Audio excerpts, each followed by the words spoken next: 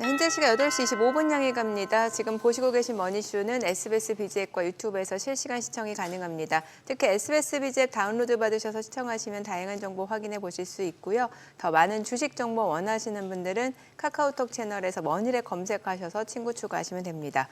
간밤 미국 뉴욕 증시는 이제 메모리얼 데이 휴장했고 이제 그러다 보니까 어떤 뉴스가 있는지 좀 찾아보니까 글쎄요, 일단 트럼프와 관련해서는 이번 주 그 라스베이거스에서 비트코인 2025 행사 열리잖아요. 근데 여기서 이제 트럼프 대통령, 트럼프 주니어 여기다가 그 벤스 부통령까지 참석하는데 최근에 지니어스 액트라고 해서 지니어스 법도 상원 통과했고 또 이게 공식적으로 확인된 건 아니고 이제 그 파이낸셜 타임스에서 보도를 했잖아요. 그 트럼프 미디어 그 그룹 있잖아요. 테크놀로지 그룹. TMTG에서 30억을 조달해서 암호화폐 투자할 거다라는 얘기. 그쪽에서는 공식적으로 부인을 했는데 글쎄요, 이번 컨퍼런스에서 또 이와 관련된 얘기들이 나올지도 좀 관심이 모아지고 있는 것 같아요. 네, 특별히 무슨 SNS에 올린 건 없었죠? 예, 오히려 TMTG 쪽에서는 그 보도에 대해서 부인을 했는데 사실 트럼프 가족들이 암호화폐 사업에 관여를 하는 건 맞잖아요. 그래요. 글쎄, 그 부분 상당히 어떤 좀 문제 삼으려면 삼을 수도 있겠는데 어떤지 모르겠네요. 현재 분위기는. 네, 일단은 비트코인 시세를 보면은 호재로 인식을 하는 것 같긴 합니다. 수수 잘 올라가네요. 네, 지금 11만 달러를 눈앞에 두고 있으니까요. 약간 지금 좀 뭐랄까 그냥 또 그렇지 않아도 여전히 많았던 이제 돈들이 또 움직이나 싶은 생각이 좀 드는 그런 시장 흐름인데 오늘 그거 한번 좀 점검해 주실 분이 나온 것 같아요. 네, 오늘 HS 아카데미 이우석 대표 함께합니다. 어서 오세요. 어서 오세요. 안녕하세요. 예, 이 대표님. 네. 그동안 이렇게 어떨 때는 속보요, 어떨 때는 그냥 나 이호석이야 해서 효 하면서 막 영상 참 부지런히 올리셨는데 네네. 지금 쭉 추적해 오신 바 지금 관세 정책 어떻게 돼가고 있는 것 같아요, 보시기에? 관세 정책에 대한 이야기부터 먼저 말씀드리면 네. 하루하루 뉴스가 좋은 뉴스인가 안 좋은 뉴스인가 이렇게 나오다 보니까 헷갈리시고 도대체 이게 어떻게 되고 있는 건지 궁금하신 분이 있는데 제가 준비한 자료가 하나 있거든요. 그래요? 정책 불확실성이라는 지수가 있어요. 근데 이 지수를 보면 그냥 지금 너무 명확하게 확인할 수 있는 건 뭐냐면은 잘 되고 있습니다. 정책 불확실성은 낮아지고 있다? 네. 저 지수는 누가 만든 거예요? 블룸버그에서 나온 지수인데요. 이 지수를 보시면은 작년 이제 그 트럼프가 당선되기 시작할 때부터 해서 꾸준히 올라갔고 저희 이제 가파르게 올라간 시점이 3월 달부터 해가지고 이제 트럼프가 관세 이야기 많이 했을 때 그리고 나서 피크를 찍었던 게 4월 9일이었죠. 그리고 그 이후로 지속적으로 낮아지고 있습니다. 지금도 낮아지고 있는 거죠. 그럼 뉴스 보면은 맨날 유럽이 어쩌고 맨날 뉴스가 많이 나오는데 어떻게 저렇게 내려갈 수 있는 거냐? 너무 많이 올랐기 때문인 거죠. 생각해 보시면 4월 9일 날 우리는 어떤 생각까지 했었는지를 한번 상상해 보세요. 중국과 미국의 관세가 100%가 넘어가고 아예 이제 무역을 안 할 것까지 갔었고 그리고 이제 영원히 이제 해결되지 않을 거라고까지 생각을 했었기 때문에 저런 지표들이 나오고 있는 거고요. 그 이후로 나오는 이제 일련의 사건들이나 이제 그 내용들은 지금 진정되고 있는 국면으로 가고 있는 건 맞다. 이렇게 해석을 하시는 게 맞는 것 같아요. 지금 시장에서는 이제 뭔가 그 관세 전쟁 타깃이 중국에서 이제 유럽 연합으로 넘어간 거 아니냐라는 얘기도 나오잖아요. 과연 그러니까 이제 관세라는 게 이제 지나놓고 보면 중국과의 미국과의 관세도 처음부터 이제 100%가 넘는 수준까지 갔다가 숫자가 보여졌다가 10%, 30% 물론 이제 유예 기간이 정해져 있긴 하지만 그런 식으로 바뀌었고 유럽도 어제 보면은 50% 관세를 때리겠다고 얘기를 해놓고 그리고 나서 또 바로 유예를 하잖아요. 이런 걸 보면은 정말로 이걸 가지고 판을 깨려는 그런 의도가 있는 거냐 아니면 협상장에 나와서 나랑 같이 이거 말고도 할 얘기 많지 않니? 우리 그동안 밀린 얘기들 많잖아. 근데 얘기 좀 해보자. 이런 얘기가 아닌가 싶어요. 그래서 실제로 우리나라에서도 환율 이야기가 계속 나오는 이야기도 그러니까 환율 이야기를 안 했을 리가 없잖아요. 당연히 그 자리에 앉아가지고 그리고 관세 얼마나 할 거야 이 얘기만 했을 리는 없습니다. 환율 이야기를 당연히 했을 거고 그 이야기를 했기 때문에 대만 달러가 강세가 가고 등등 여러 가지 일련의 사건들 돈은 거짓말하지 않아요. 그러니까 분명히 환율 얘기도 있었을 거고 할 얘기가 되게 많았을 겁니다. 근데 우리가 아까 말씀드렸던 그 정책 불확실성이라는 지수를 보면 꾸준하게 낮아지고 있는 추세인 건 맞다. 이렇게 정리할 수 있을 것 같아요. 지금 그때 어쨌거나 살짝 이제 이 표현도 재밌었던 게 EU에다가 50% 관세를 갖다 6월 1일부터 부과하겠다가 아니고 부과할 것을 권고하겠다 이랬을 때부터 살짝 퇴로를 열어놓고 이제 나온 것 같았는데 그렇죠. 지금 그거 말고 이건 어떻게 된 거예요? 애플의 스마트폰하고 우리 삼성전자 갤럭시 폰에 25% 관세 이건 어떻게 된 거예요? 지금? 네. 그러니까 이제 이거는 이것도 제가 이제 하나 보여드릴 그림이 있어요. IFC 여의도 몰이 있잖아요. 네. 여의도 네. IFC 몰에 샤오미가 들어올 것 같습니다. 샤오미가 네. 그래서 제가 제가 찍은 그림이거든요.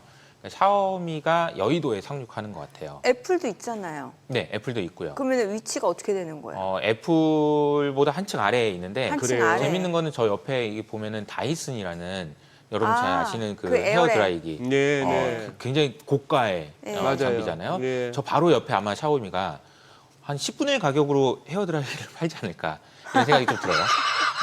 다이슨의 한 10분의 1보다 10분의 더 쌀 수도 있고요. 네. 그러니까 제가 이 샤오미 얘기를 드리는 이유는 뭐냐면은 샤오미는 아마 저기서 어떤 물건을 팔 것 같냐면 삼성전자의 10분의 1 되는 패드를 팔 것 같고 네. 스마트폰도 훨씬 더 저렴한 가격. 그러니까 우리가 알고 있는 모든 가전기기가 와 이게 진짜 이게 말이 되나? 그러니까 대륙의 실수라고 얘기했던 그 실수가 여의도에 상륙한다라는 거죠.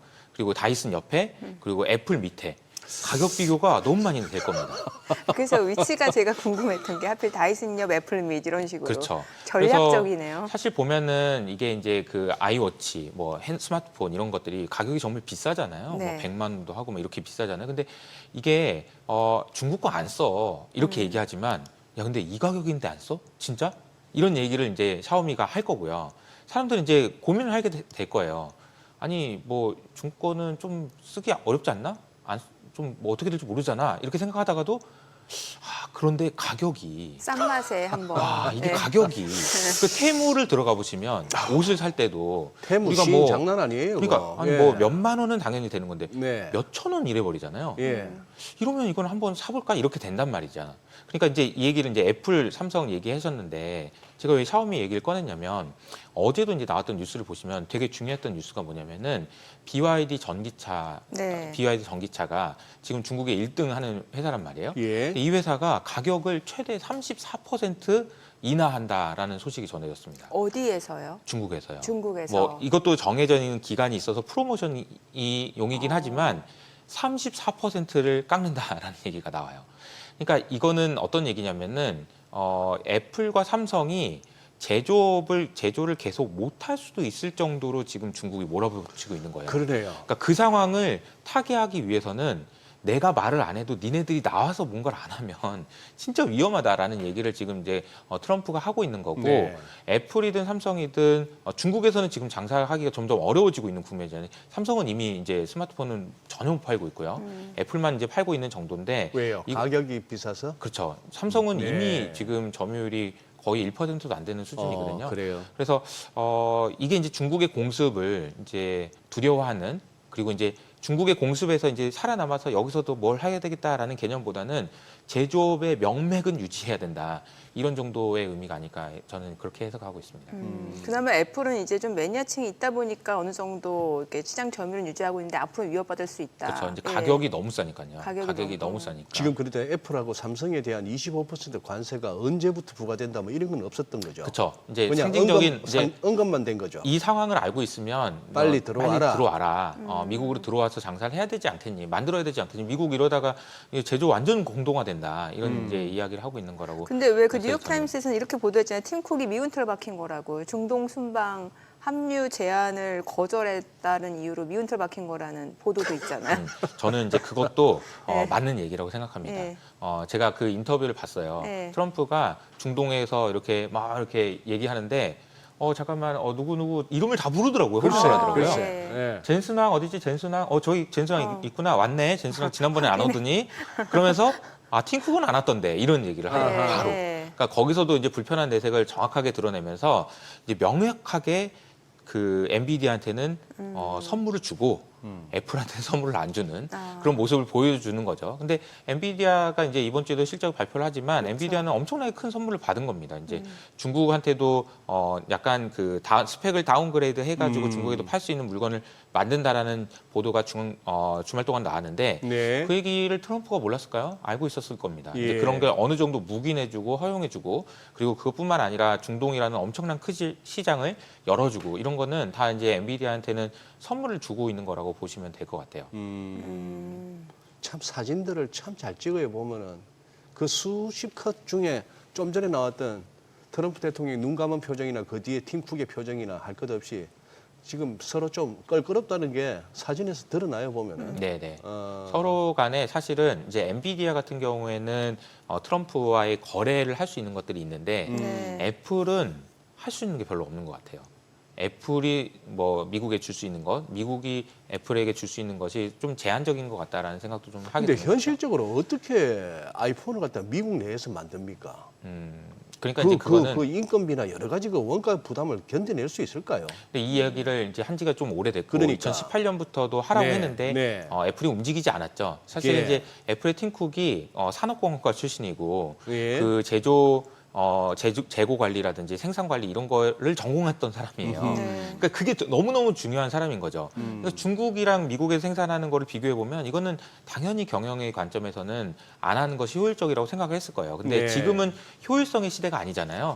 지금은 지정학의 시대고 미국과 중국이 전면전을 하고 있는 시대잖아요. 네. 아마 이제 애플도 결단을 내려야 되지 않을까 이런 생각을 좀 하고 있습니다. 인도 쪽에서도 지금 생산을 많이 하고 있는 거잖아요. 애플 아이폰 같은 네네. 경우. 이제 그럼, 하려고 하는 거죠. 예, 지금 투자를 더 하겠다고 했었던 네. 거잖아요. 네. 예. 근데 이제 미국에서도 하라는 미국에서. 이야기가 있는 네. 거죠. 네. 그래요. 일단 뭐 실적 발표도 앞두고 있는 상황에서 실제로 이제 실적이 또 주가에 영향을 미치는지도 좀 봐야 될 것 같고. 네. 지금 이제 최근에 보면은 그 국채 수익률 얘기도 좀 빼놓을 수가 없을 것 같은데 네. 일본 장기채 수익률이 좀 많이 올라가고 있는 상황이잖아요. 예. 지금 이것도 이제 제가 그림을 하나 가져왔는데 네. 금리가 지금 미국만 오르는 게 아니고요. 네. 30년물 금리 그러면은 사실 장기간 빌리겠다는 거잖아요. 그렇죠. 이 금리가 모두 오르고 있습니다. 미국, 독일, 영국, 일본 할 것 없이 모두 이제 전고점을 뚫고 올라갈 정도로 지금 올라가고 있어요. 파란색이 영국이고요. 네. 빨간색이 미국, 그다음에 검정색이 독일, 그리고 이제 마지막에 이제 노란색이 일본인데 예외할 거 없이 지금 다 지금 전반적으로 올라가고 있는 상황입니다. 30년물 금리 이야기를 많이 못 들어보셨을 거예요. 원래 이제 10년물 금리 정도 그렇죠. 얘기하죠. 예. 30년물 잘 예. 얘기 안 하는데 예. 이 금리가 올라가고 있다라는 거는 뭐 우리 전 세계 성장률이 가파르게 상승할 것 같아서 아니죠. 물가가 올라갈 것 같아서 아닙니다. 미국을 제외한 모든 나라는 지금 디플레이션을 걱정해야 될 상황이에요. 유럽에서도 지금 인플레이션 수치를 보면 다 2% 이하로 내려왔고요. 일본은 조금 이제 인플레이션 좀 있는 상황인 거죠. 그러니까 차별화는 되어 있지만 미국처럼 인플레이션이 진짜 심각하게 걱정되는 상황은 아니에요. 예. 그럼 지금 이 금리가 왜 오르는 거냐? 지속 가능한 거냐에 대한 의심인 거죠. 뭐가? 지속 가능한 거냐? 니네들이 이렇게 재정 정책을 많이 쓰고 재정에 돈을 대한 많이 푸는데 국채에 너 갚을 수 있는 거냐? 이 질문에 대한 대답을 채권 자경단이라고 할까요? 채권 시장에서 요구하고 있는 거다 이렇게 볼 수 있는 것 같아요. 그럼 이제 채권 자경단이라는 애들이 언제 출연했는지 대표적인 사례를 한 두 가지 말씀드려보겠는데요. 첫 번째 사례가 이제 1990년대.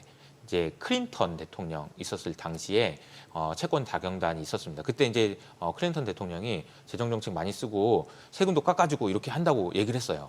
그랬더니 채권 자경단에서 이제 들어와가지고 10년물 금리가 제가 알기로 4%대에서 8%대까지 거의 2배 가까이 올랐습니다. 네. 그러니까 이제 클린턴이 뭐라고 얘기했었냐면 내가 다시 태어나면 나 대통령이나 교황한다고 해도 나 안 할 거야. 그냥 난 채권 자경단을 내. 이런 식으로. 그 정도까지. 진짜 너무 진전머리가 난다. 애들 정말 막 이런 식으로 얘기하면서 알았어. 나 감세 안 할게. 그러면서 그때 이제 그 클린턴이 재정을 안 쓰기 시작해요. 그러면서 재정 흑자가 3년 동안 이어지는데요. 그게 사실상 미국이란 나라에서 재정 흑자가 났던 거의 유일한 시기입니다. 그때 이후로 이제 재정 적자가 났던 거죠. 네. 그러니까 첫 번째 사례는 정부가 무릎을 꿇었던 사례인 거고요. 두 번째 사례는 유럽의 재정 위기였었는데 2010년대 그리스 국채 때문에 난리가 났었던 기억 나실 거예요. 그때도 채권 자경단이 나가가지고 금리 엄청 많이 올렸죠.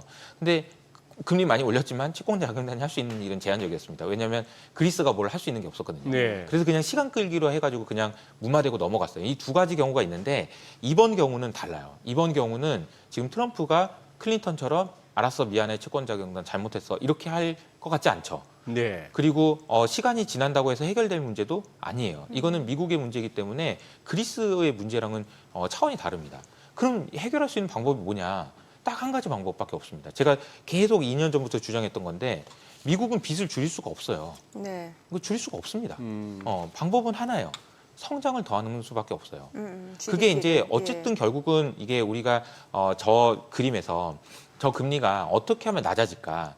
저는 역설적으로 미국 경제가 좋아진다, 미국 경제가 좋다라는 얘기가 나오면 역설적으로 금리가 낮아질 거라고 생각해요. 되게 이례적이죠. 경제가 좋으면 금리가 올라가야 되거든요. 그렇죠. 근데 경제가 좋아지는데 왜 금리가 낮아지지?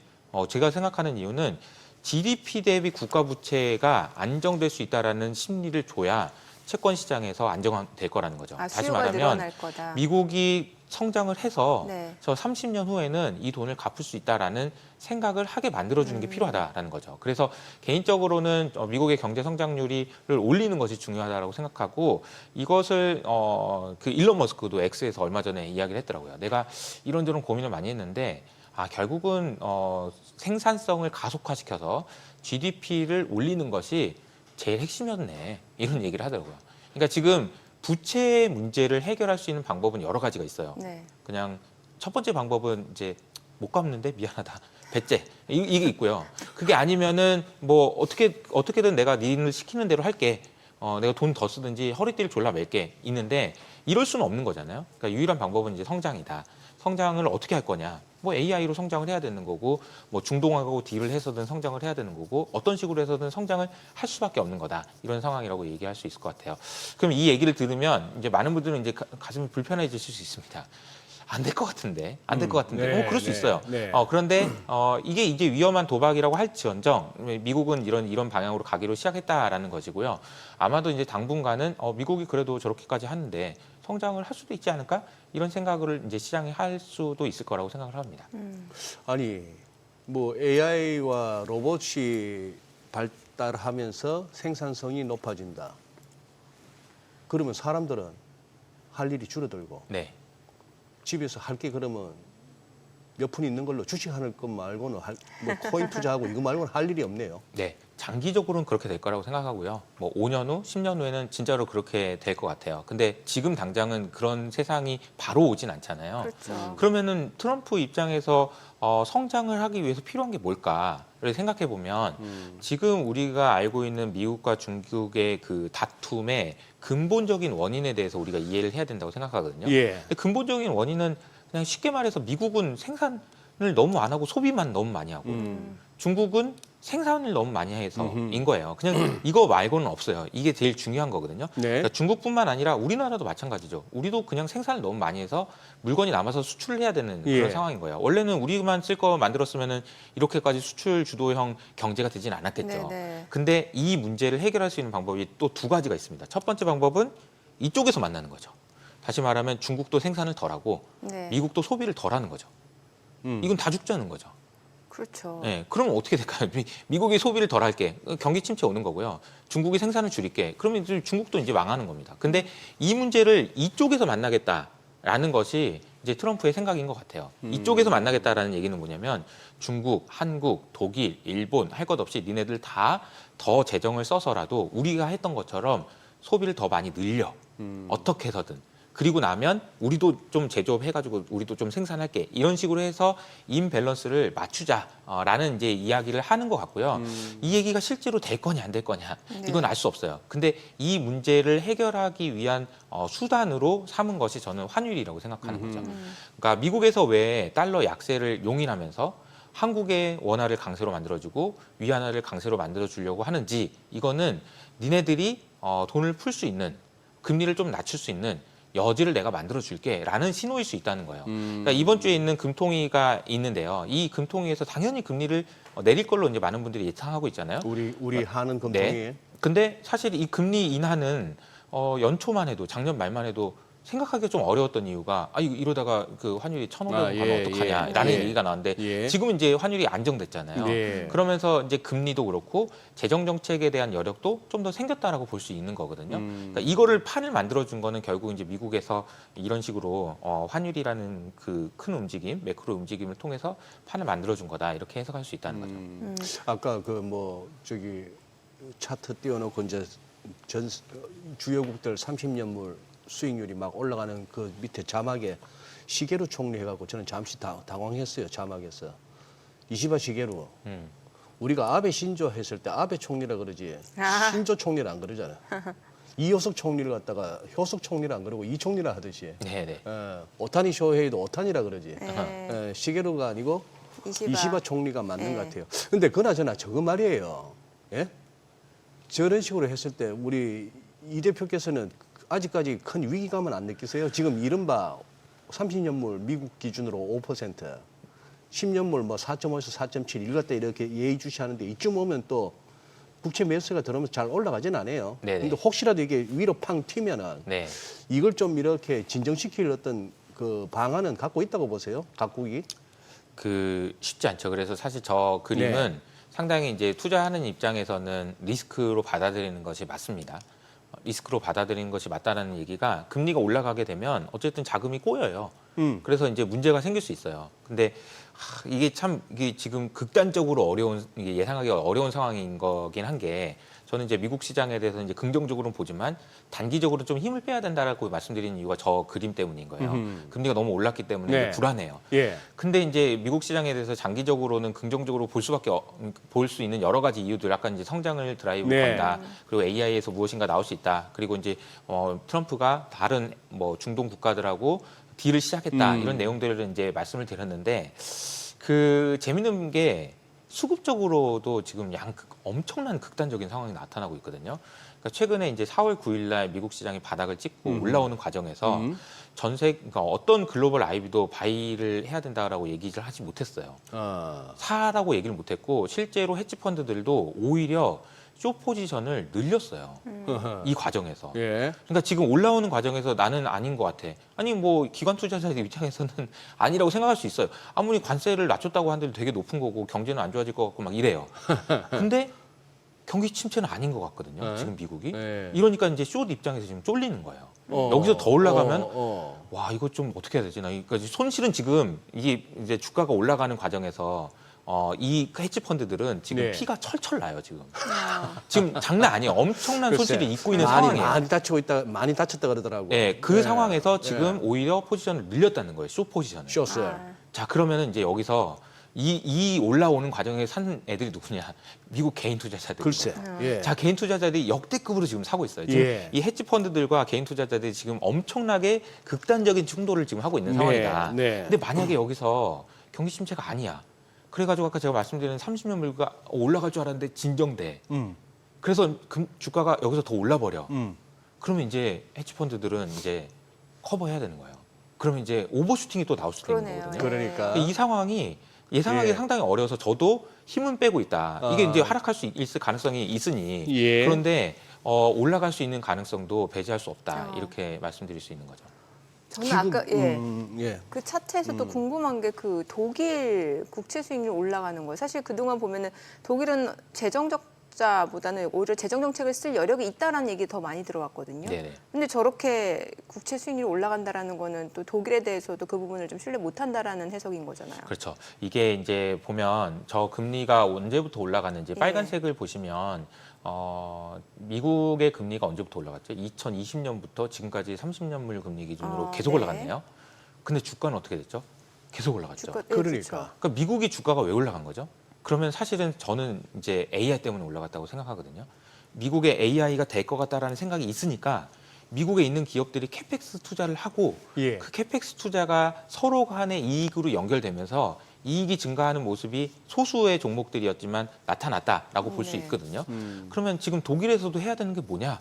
그러면 독일 증시 지금 좋거든요. 왜 좋냐? 지금 국방비에 엄청난 돈이 쓰이면서 독일에 있는 국방과 관련된 방산과 관련된 주식들이 엄청난 퍼포먼스를 보여주고 있어요. 그러니까 각 국가별로 잘하는 애들 중심이 되는 애들 중심으로 주가가 지금 올라가고 있고 실제로 산업이 회복이 되고 있다 이런 것들이 좀 문제를 풀 수 있는 그런 연결고리가 되지 않을까 이런 생각을 좀 하고 있습니다.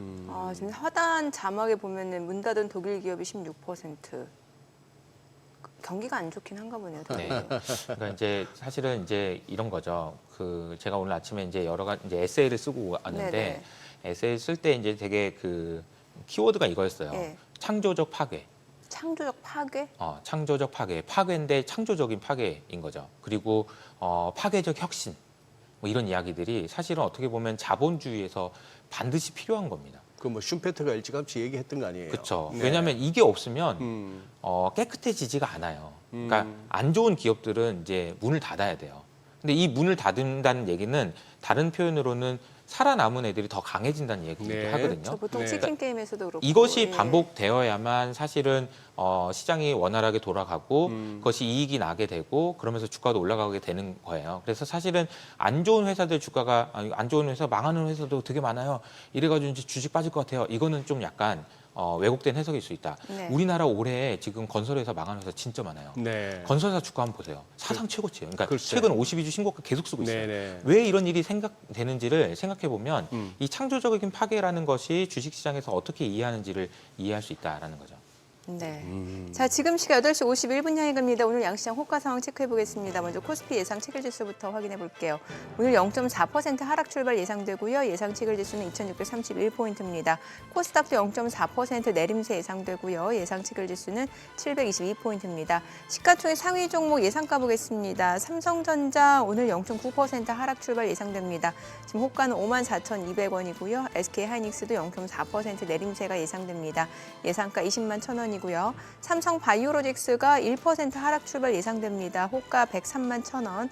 LG 에너지 솔루션도 하락 출발 예상되고요. 예상가 27만 6,500원. 하나 에어로스페이스는 1% 상승 예상됩니다. 호가가 84만 2,000원으로 집계되고 있고요. 현대차가 0.6% 하락 출발 예상됩니다. 지금 예상가 18만 600원, KB금융도 하락 출발 예상되고 있고요. 삼성전자, 우선주는 소폭 상승 예상됩니다. 호가 44,900원, 그밖에 삼성전자, 우선주, 기아는 보합권 예상되고 있습니다. 코스닥 시가총액 상위 종목 예상가 보겠습니다.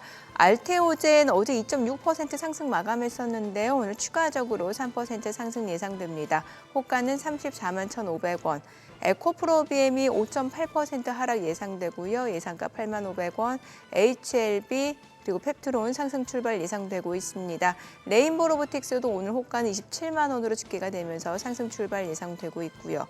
휴젤 오늘 1.5% 상승 예상되고 있습니다. 호가는 지금 36만 5천 원. 에코프로는 3.8% 하락 출발 예상됩니다. 예상가가 3만 8천 원이고요. 파마리서치 1% 상승 예상되고요. 리가켄바이오는 11만 1,500원으로 강보합 출발 예상됩니다. 클래시스가 1.5% 상승 예상됩니다. 이제 개장까지 7분여가량 남았는데 일단 오늘 장에서는 지금 보니까 코스닥 쪽에서는 바이오 섹터가 좀 상승 출발 예상되면서 시장의 상승세를 계속해서 이어갈 수 있는 섹터가 되지 않을까라는 생각이 들고 네. 글쎄요. 코스피는 좀 개장하고 상황 좀 봐야 될 것 같아요. 예, 그러네요. 저 지금 예상 체결 지수대로 진짜 시장 흐름이 간다면은 어제 외국인들 뭐 한 거죠?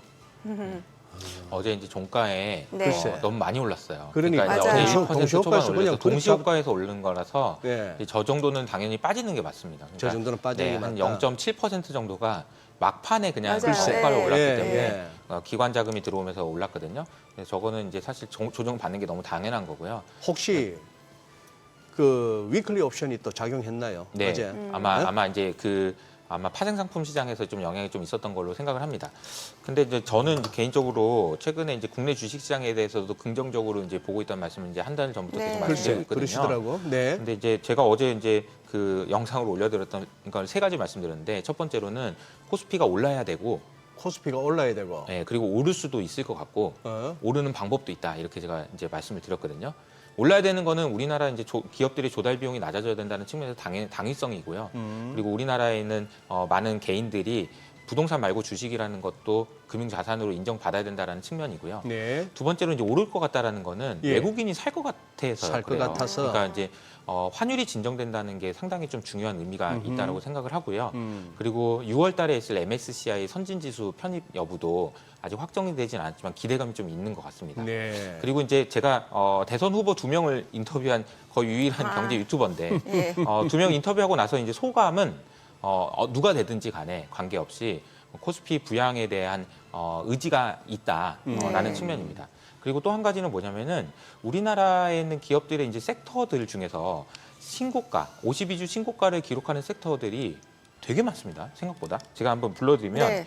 유틸리티, 건설, 지주. 지주는 요새 지주 회사 중에서 신고가 아닌 애들은 거의 없을 정도로 지금 다 신고가고요. 금융, 식품, 인바운드, 조선방산, 엔터, 의류.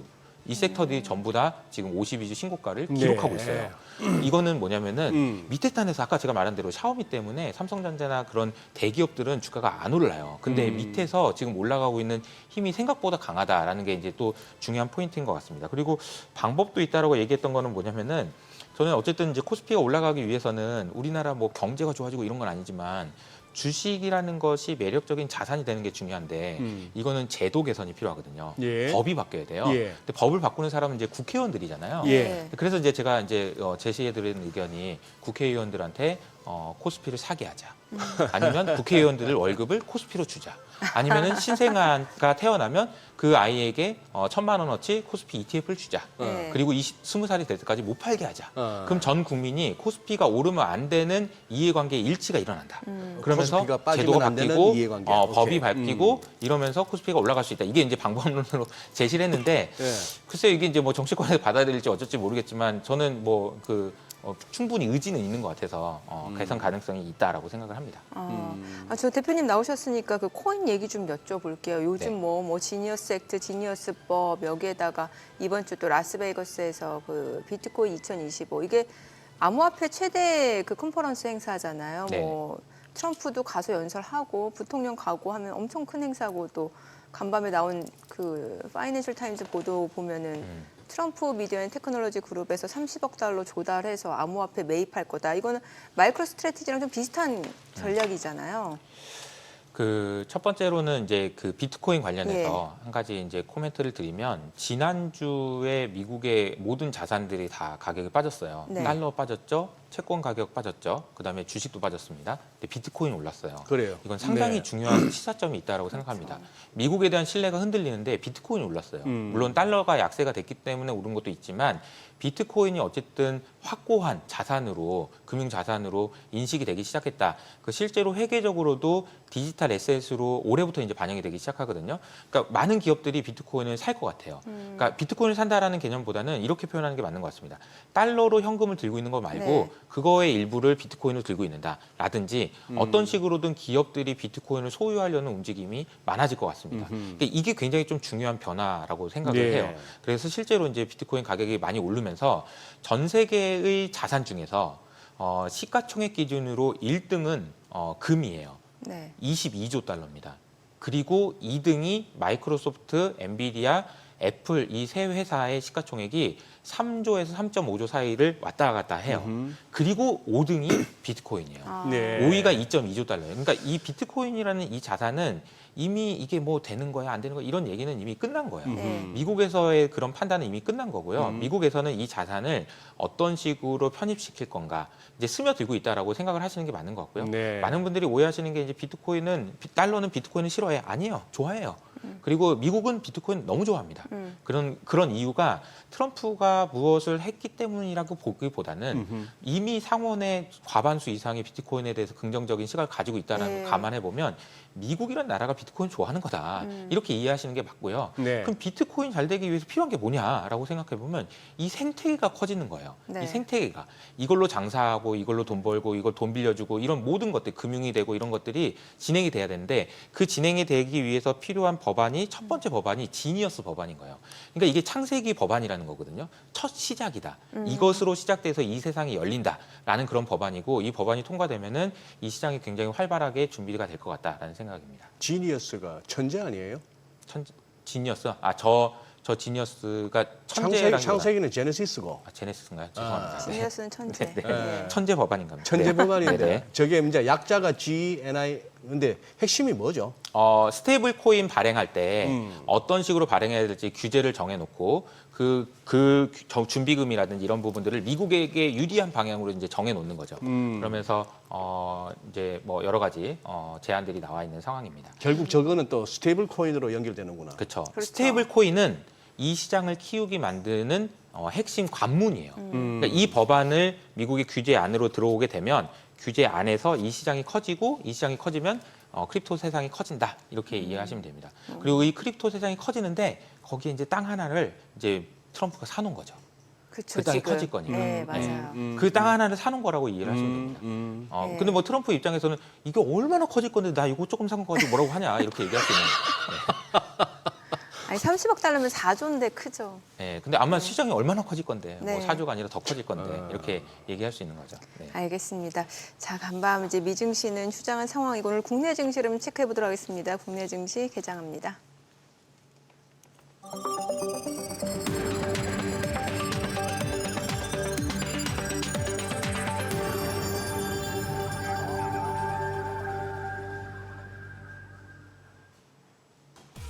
네, 5월 27일 화요일 국내 증시 개장했습니다. 뉴욕 증시 이제 메모리얼 데이로 휴장한 상황이고 이 가운데 이제 이번 주에는 엔비디아 실적 발표도 있고 라스베이거스에서는 비트코인 2025 컨퍼런스 행사까지 열리게 됩니다. 현지 시간으로 이제 화요일 오전 9시 그러니까 이제 우리 시간으로는 오늘 밤 새벽 1시죠.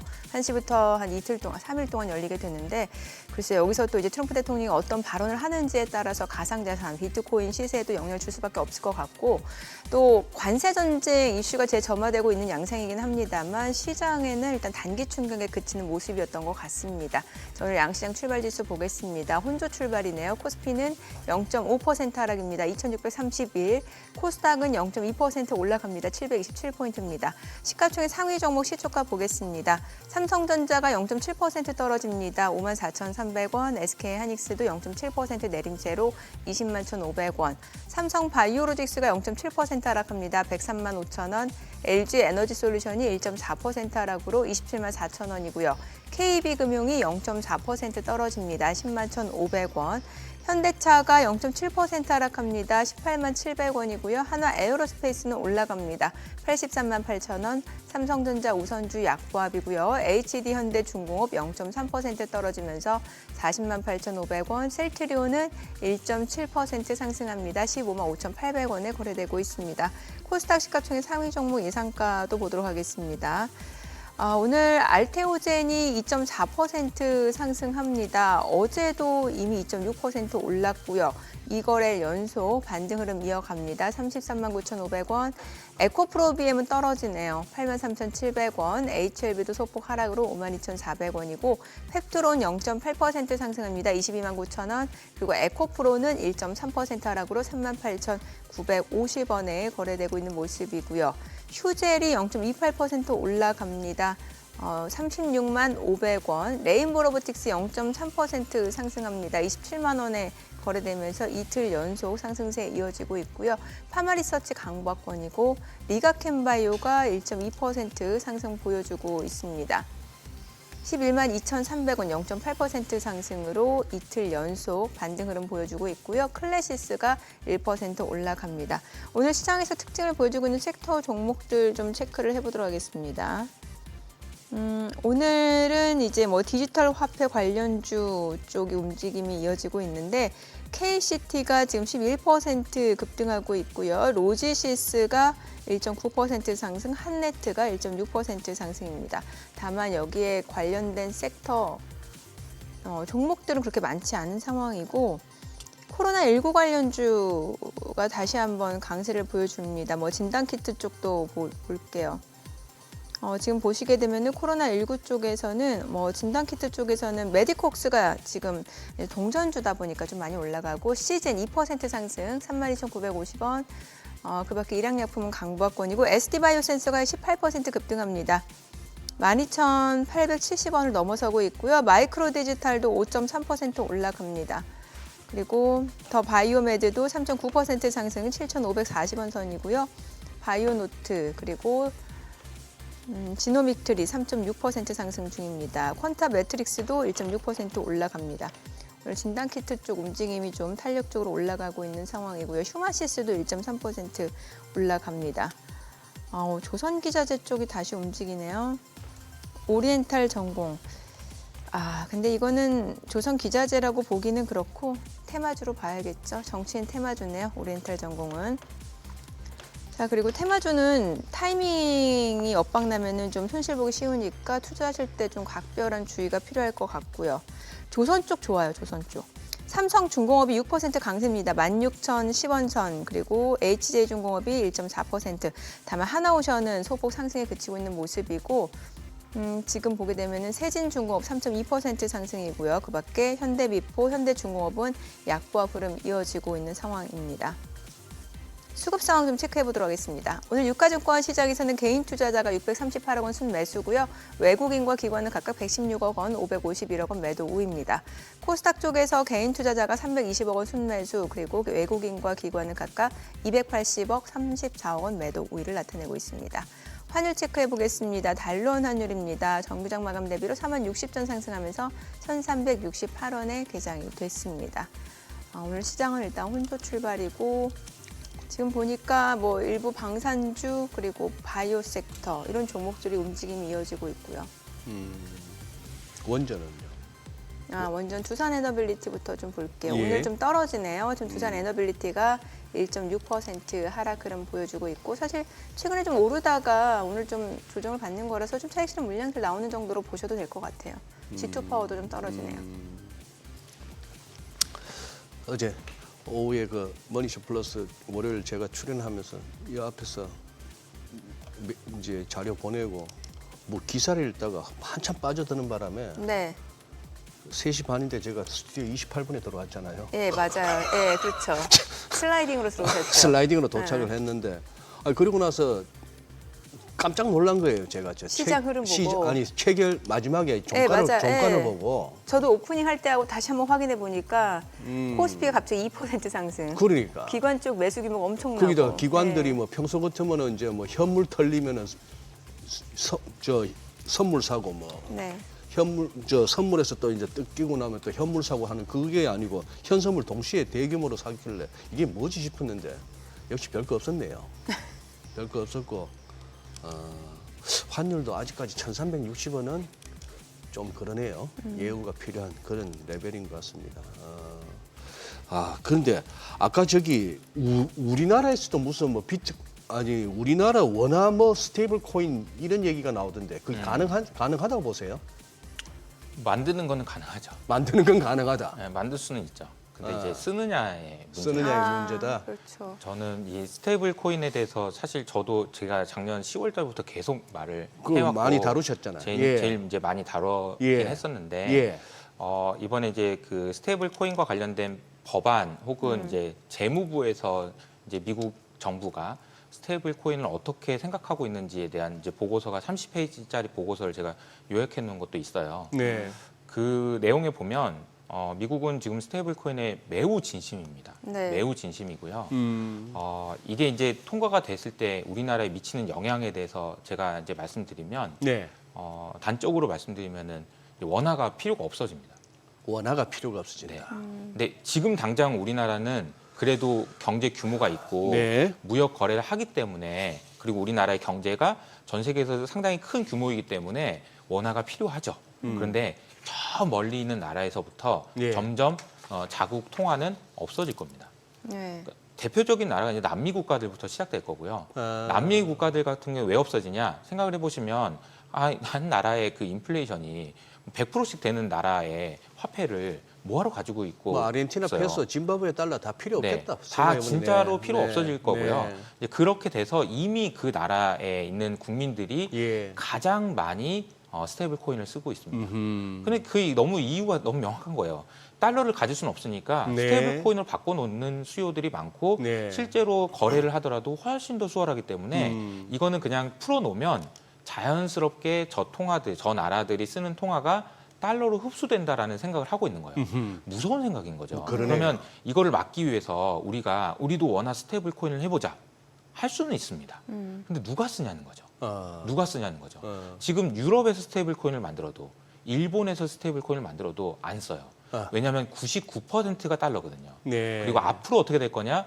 이게 깨지기가 어렵습니다. 왜냐하면 선점 효과가 있었고 이 달러 스테이블 코인의 활용도가 훨씬 더 높고 사용처가 높기 때문에 물론 원화 스테이블 코인 만들 수는 있어요. 근데 이거를 활성화시키기 위해서는 굉장히 치밀한 준비가 필요하고 이것을 하는 목적이 무엇인지를 아는 것이 중요하다라고 생각이 들어요. 그냥 네. 단순히 야 달러 스테이블 코인 있으니까 원화 스테이블 코인 이런 식의 접근은 안 된다. 예.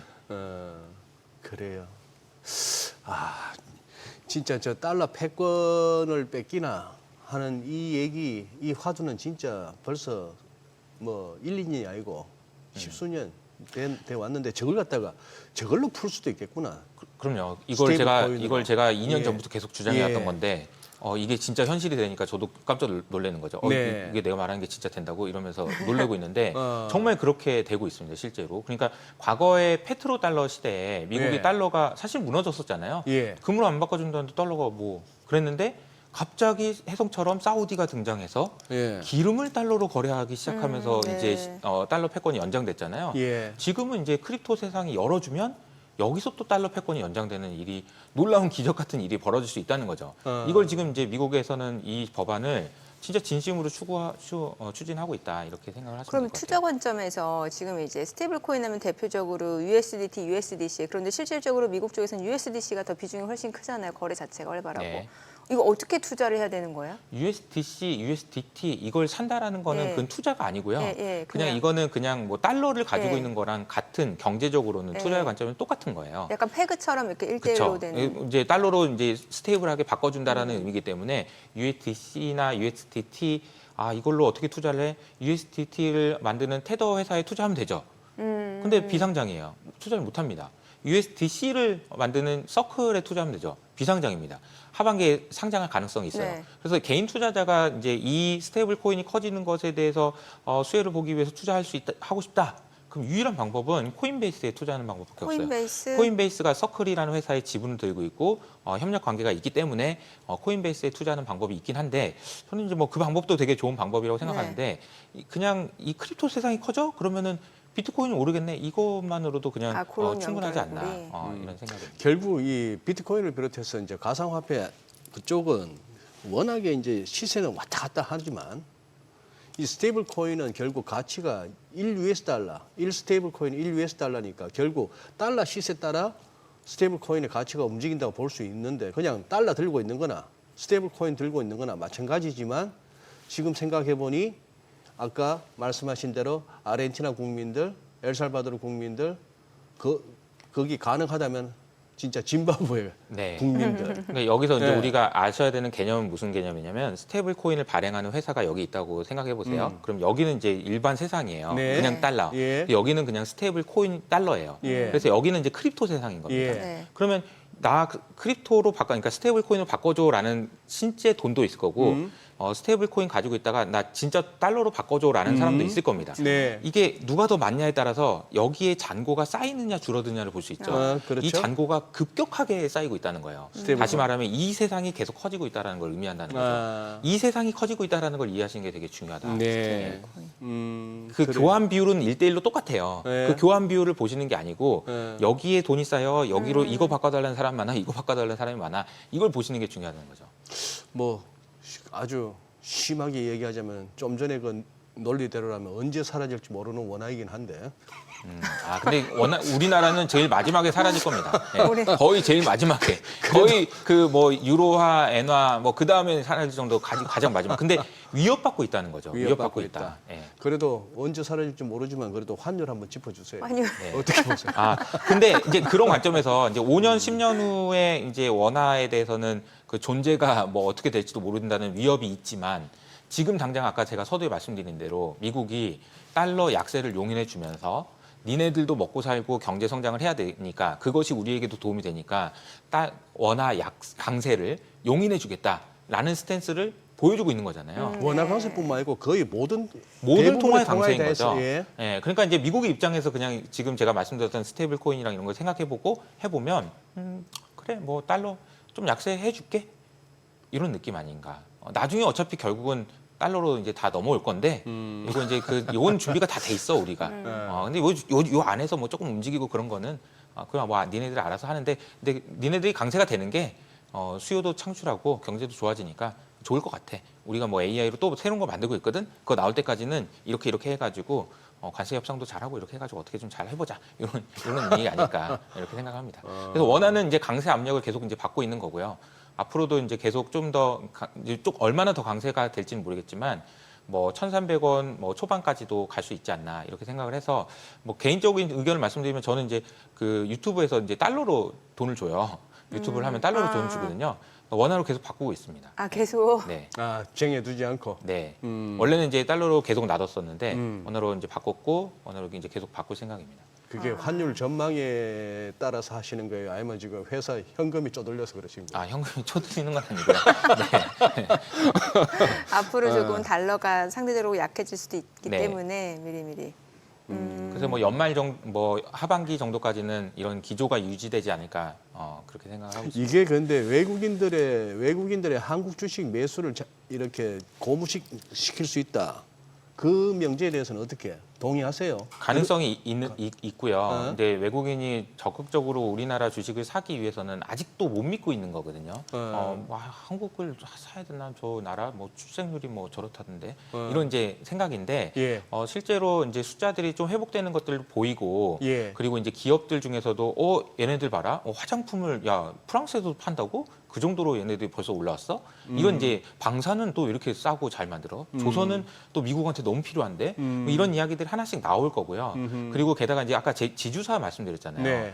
지주사 중에 지금 신고가 아닌 지주사가 거의 없다니까요. 그러니까 그 얘기는 뭐냐면 아는 사람들은 이미 지금 매집을 들어갔다는 얘기예요. 상법 개정을 포함해서 제도가 개선될 수 있다라는 것이 확인돼서 국내에서 이제 일부 투자자들은 사고 있는데 외국인들은 이제 후행적으로 사겠죠. 후행적으로. 네. 그래서 우리도 한번 외국인들한테 물량 넘기면서 웃는 날이 한번 왔으면 좋겠다 이런 생각을 좀 하고 있습니다. 네. 아니 이렇게 달러가 조금 약해질 수 있는 전망을 주시면 뉴욕 증시 투자하려고 하시는 분들은 시점을 좀 하반기로 길게 보셔야 네. 되지 않을까. 네. 그때쯤 진입할 시점을. 그러니까 이제 이것도 시점에 따라서 이제 제가 아까 말씀드렸던 스테이블 코인 뭐 얘기하고 달러의 장기적인 관점에서 보면 그 환전을 안 할 거면 미국 주식으로 가지고 있어도 돼요. 그렇죠. 그냥 환전. 평가액으로 그렇죠. 지금 예. 원하니까 뭐 어떻습니까? 그냥 예. 뭐 나중에 결국은 돌아온다라고 생각하면 좀 호흡만 길게 가져가시면 환율에 대한 평가 손실 때문에 이제 미국 주식을 안 하겠다? 이거는 좀 그 지나친 거 아닌가 예. 싶은 생각이 들어요. 물론 환율이 약세가 될 거라고 생각을 하지만 그럼 뭐 일부 해지를 하는 것도 방법일 거고요. 네. 네. 지금 이번 주에 엔비디아 실적 발표했는데 여기 한 153불 정도 근처입니다. 이거 최고가가 주가가. 네. 그리고 지금은 131불이고 이 대표 보시기에 엔비디아 연내 이거 고점 경신 가능하다고 보세요. 전고점. 그 고점이 가능할지는 모르겠는데 이제 그 하락하는 그런 그 채널은 이제 뚫고 올라와가지고 상승 채널로 이제 좀 올라간 것 같아요. 기술적으로 보면. 그러네요. 그러니까 예. 엔비디아의 주가가 계속해서 하락했던 이유는 네. 정말 많은 우려들이 있었잖아요. 근데 이제 큰 변화는 엔비디아가 중국의 H20 칩을 못 판다. 예. 이거 예. 되게 큰 변화였다가 다시 블랙웰에서 다운그레이드해서 판다. 이게 이제 또 하나의 변화고요. 또 이제 사우디의 빅테크들이 들어가가지고 AI를 만든다. 예. 근데 사우디만 할까요? 우리나라도 하겠죠. 음흠. 오픈 AI 우리나라 와가지고 지금 뭐 얘기한다는 얘기 나오잖아요. 네. 그러니까 이거는 저는 AI가 어? F-35랑 비슷한 거 아닌가? F-35? F-35 전투기를 미국이 팔 때 어떤 네. 식으로 파냐면 야 이거 돈 있다고 살 수 있는 거 아니다라고 하면서 비싸게 팔아요. 예. 그러면서 한번 들여오고 나서는 MRO 한다고 해서 소프트웨어 업데이트 할 때도 엄청나게 돈 뜯어가요. 예. 그럼 똑같은 거죠. AI 네가 만들 수 있을 거 아니야? 이거 돈 엄청나게 드는데 이거 니네 LLM 못 만들잖아 어차피 내 거 사. 근데 아무한테나 파는 거 아니야. 사우디 너니까 특별하게 파는 거야. 돈 많이 내놔. 한국 너네한테 특별히 파는 거니까 돈 많이 내놔. 이런 식으로 이제 확장해 나갈 가능성이 크다. 그렇다고 한다면 엔비디아한테는 엄청나게 좋은 기회가 되는 거죠.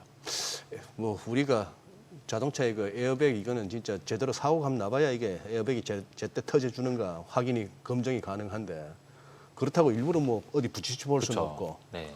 F-35 말씀을 하셔서 그렇지 그게 이제 스텔스기라고 스텔스 전투기라고 이제 알고 있는데 최근에 뭐 스텔스 되나 소리가 나왔잖아요. 네네. 한번 떨어지고 뭐 그런 식이었는데. 그러니까 이제 예. 그 미국이 AI를 그리고 엔비디아를 레버리지 하고 있다는 거죠. 트럼프가 내가 이걸 가지고 있는데 너네한테도 필요한 것 같은데 살래? 이런 거죠. 보통은 이제 물건을 파는 주체가 을이잖아요. 네. 예. 좀 사주세요. 그런데 예. 이제 야 이거 돈 있다고 살 수 있는 거 아니다. 이러면서 이제 팔고 있는 거죠. 네, 오늘 그래요. 내용 여기까지 듣겠습니다. 잘 예, 들었습니다. 감사합니다. 고맙습니다.